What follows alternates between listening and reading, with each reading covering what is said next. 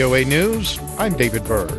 Forecasters say they expect Hurricane Dorian to become a dangerous and powerful storm when it moves into the western Atlantic towards the U.S. southeastern coast. Meanwhile, Wednesday, President Donald Trump and the mayor of San Juan, Puerto Rico, had a Twitter fight over federal aid to the island territory. AP's Sagar Meghani reports. The president's already declared an emergency on the U.S. territory and this morning tweeted FEMA and others are ready to do a great job. He says when they do, Puerto Rican officials should thank them, unlike last time. Some island leaders criticize his administration's response to Hurricane Maria 2 years ago. He's again calling San Juan Mayor Carmen Yulín Cruz incompetent. She responded with her own tweet, writing the president needs to make way for those of us who are actually doing the work on the ground. She adds maybe he'll understand this time it's not about him.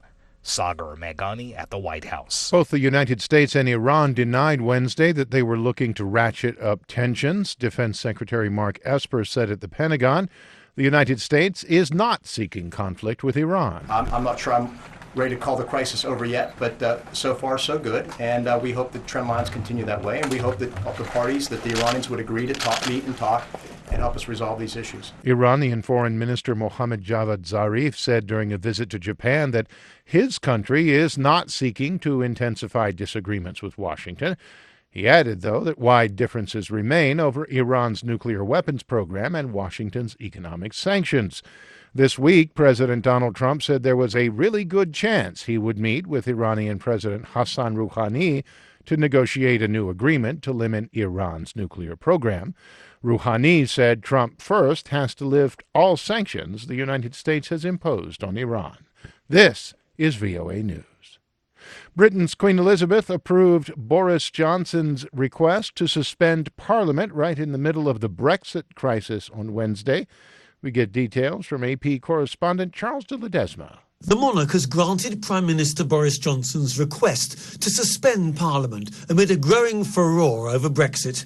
Opposition lawmakers contend that Johnson wants to limit the ability of members of Parliament to come up with legislation to block a no-deal Brexit. The Queen's move is not unexpected, as she has steadfastly refused to get involved in politics throughout her long reign. The Queen is the head of state and politically neutral. She acts on the advice of her government in political matters. Charles de Ledesma, London. Brazilian President Jair Bolsonaro on Wednesday said he has accepted 4 planes from Chile to help fight fires in the Amazon, and he accused French President Emmanuel Macron of portraying himself as the one and only person concerned about the environment. In criticizing the French leader, Bolsonaro extended a personal dispute that has, for now, sidelined a pledge of $20 million from the group of 7 nations to help protect the Amazon rainforest. After meeting Chilean President Sebastián Piñera in Brasilia, Bolsonaro said that Amazon nations, excluding Venezuela, will meet next month to come up with our own unified strategy for preserving the environment and also for exploration sustainable in our region. About 60% of the Amazon region is in Brazil. Swedish teen climate activist Greta Thunberg arrived in New York City following a transatlantic trip on a solar-powered sailboat Wednesday.